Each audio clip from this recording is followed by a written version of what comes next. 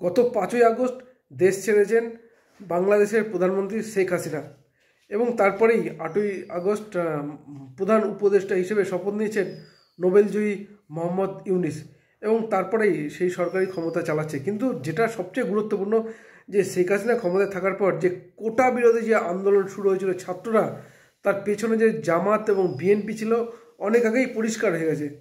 এবার নতুন যে বিষয়টা সামনে আসছে তাতে কিন্তু আরও স্পষ্ট হয়ে যাচ্ছে, অর্থাৎ শেখ হাসিনাকে বাংলাদেশে অর্থাৎ শেখ হাসিনাকে দেশ ছাড়া পাশাপাশি খুন করার যে পরিকল্পনা ছিল এই জামাত এবং বিএনপির, তাও কিন্তু পরিষ্কার হয়েছে। অর্থাৎ শেখ হাসিনাকে সরিয়ে ক্ষমতা দখলের একটা পরিস্থিতি তৈরি করতে চাইছিল এই বিএনপি এবং জামাত, এবং যা কিন্তু স্পষ্ট হয়েছে অনেক আগেই, এবং যার ফলে আমরা দেখেছি যে শেখ হাসিনা দেশ ছেড়েছেন এবং ভারতে আশ্রয় নিচ্ছেন।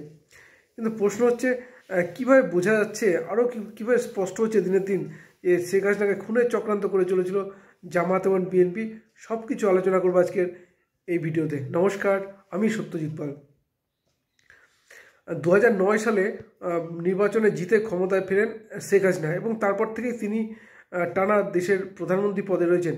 এবং শেখ হাসিনার সরকার গঠনের পর আমরা দেখেছি বিএনপি তাদের সংগঠন কিন্তু যথেষ্ট নড়বড়ে হয়ে গেছে এবং বিশেষ করে শেখ হাসিনার সভায় গ্রেনেড হামলার অভিযোগে তারেক রহমান তার বিরুদ্ধে যাবজ্জীবন কারাদণ্ডের নির্দেশ দেয় বাংলাদেশ সুপ্রিম কোর্ট, এবং এরপরেই তারেক রহমান কিন্তু দেশ ছেড়েছেন। এবং পাশাপাশি বিএনপির যিনি প্রাক্তন প্রধানমন্ত্রী খালেদা জিয়া, তিনিও কিন্তু গ্রেপ্তার হয়েছিলেন। ফলে বিএনপির সংগঠন কিন্তু একদম নড়বড়ে হয়ে যায়। এবং এরপরে আমরা দেখি যে 9-এর পর 2014, 14-র পর 2019 প্রত্যেকটা সাধারণ নির্বাচনে কিন্তু ব্যাপক জনসমর্থন নিয়ে কিন্তু ক্ষমতা ফেরেন শেখ হাসিনার দল, এবং 2024-এও যে নির্বাচন সেখানে কিন্তু তাই হয়েছিল। কিন্তু দেখা যায় 2024-এর নির্বাচনে বিএনপি কিন্তু নির্বাচন থেকে নিজেদের সরিয়ে নেয়, অর্থাৎ নির্বাচন কিন্তু লড়াই করেনি।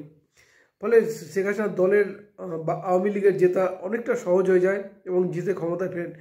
এবং বিএনপির এই যে নির্বাচন থেকে সরে দাঁড়ানোর পিছনে যে চক্রান্ত রয়েছে তা তখন হয়তো বোঝা যায়নি, কিন্তু এখন জলের মতো স্পষ্ট।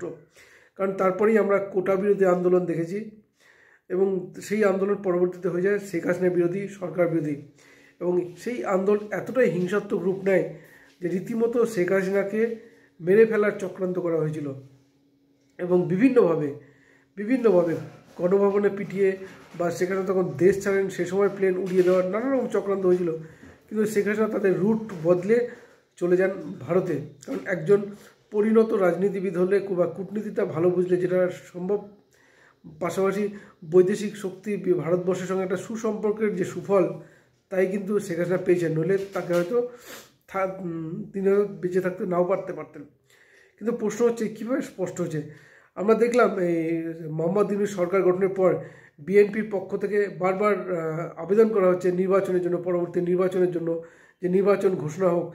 তার কারণ এই মোহাম্মদ ইউনূস সরকার বসার পর যেটা চলছে বাংলাদেশ জুড়ে, আওয়ামী লীগ নেতাদের কর্মীদের বাড়িঘর ভাঙচুর, মারধর তো রয়েছেই, ব্যবসায়িক প্রতিষ্ঠান জ্বালিয়ে দেওয়া, বাড়িঘর জ্বালিয়ে দেওয়া তো রয়েছে, পাশাপাশি সংখ্যালঘুদের ওপরেও নির্মম অত্যাচার চলছে। কিন্তু তাই নিয়ে কিন্তু বিএনপি রীতিমতো নীরব।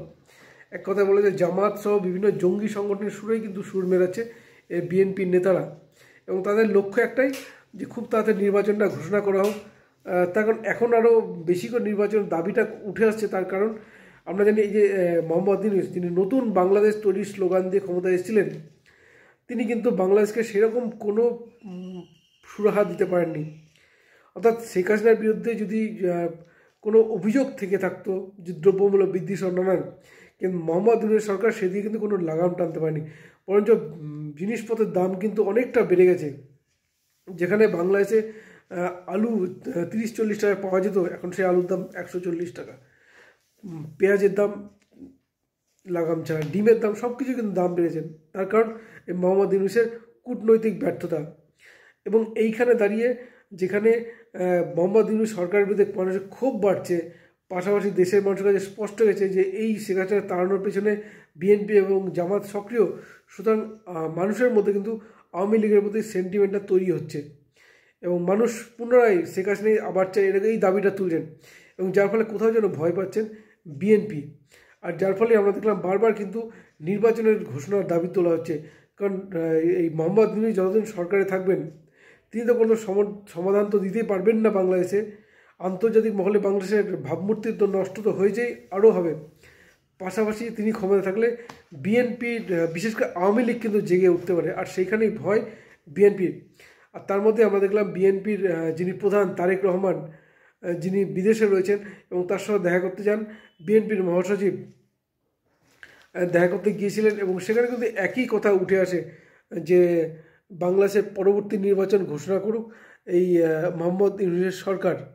এবং আমরা জানি বিএনপির যিনি মহাসচিব তিনি গিয়েছিলেন মির্জা ফখরুল ইসলাম আলমগীর, তিনি গিয়ে কিন্তু তারেক রহমানের সঙ্গে দেখা করেছেন এবং যত তাড়াতাড়ি সম্ভব নির্বাচনটা ঘোষণা হোক, কারণ মোহাম্মদ ইউনূস যতদিন থাকবেন তিনি তো সমাধান দিতে পারবেনই না। আর ভারত এবং বাংলাদেশের সঙ্গে সম্পর্ক যে জায়গায় পৌঁছেছে তাতে যথেষ্ট কঠিন। পাশাপাশি আমরা দেখেছি বাংলাদেশে একটা অংশও কিন্তু কান্ডাক জঙ্গি সংগঠন তারা কিন্তু দখল করে নিয়েছেন, ফলে সেদিক দিয়েও বাংলাদেশের চাপ বাড়ছে। এবং এইখানে দাঁড়িয়ে যেখানে শেখ হাসিনা বলেছেন তিনি বঙ্গবন্ধুর কন্যা, তিনি জীবিত থাকতে 1 ইঞ্চিও জায়গা কাউকে ছেড়ে দেবেন না, সেখানে সেন্ট মার্টিন দ্বীপ নিয়ে যে আমেরিকার সঙ্গে একটা বিবাদ, যার ফলে তাকে ক্ষমতাচ্যুত হতে হয়। সুতরাং সেই ইস্যুটাও কিন্তু, সেই বক্তব্য কিন্তু বারবার সামনে আসে, ফলে চাপ কিন্তু বাড়ছে। বিএনপি বুঝতে পেরেছে যে মোহাম্মদ ইউনূস যদি ক্ষমতায় থাকে তাহলে শেখ হাসিনার প্রতি সাধারণ মানুষের সেন্টিমেন্ট তৈরি হবে, আওয়ামী লীগের প্রতি সেন্টিমেন্ট তৈরি হবে, ফলে আগামী দিনে আওয়ামী লীগে হয়তো ক্ষমতায় ফিরতে পারে। সুতরাং জনগণের ভোটে জিতে আসা মুশকিল। আর যেই কারণেই বিএনপি চাইছে অতি দ্রুত নির্বাচনটা ঘোষণা হোক এবং শেখ হাসিনা দেশে ফেরার আগেই, বিশেষ করে আওয়ামী লীগ মজবুত হওয়ার আগেই বা আওয়ামী লীগের প্রতি সাধারণ মানুষের সেন্টিমেন্ট তৈরি হওয়ার আগেই নির্বাচনটা ঘোষণা হোক এবং জিতে ক্ষমতা দখল করুক বিএনপি। আপনারা কি বলেন? আপনাদের মতামত জানাতে পারেন আমাদের কমেন্ট বক্সে। ধন্যবাদ, ভালো থাকবেন সবাই।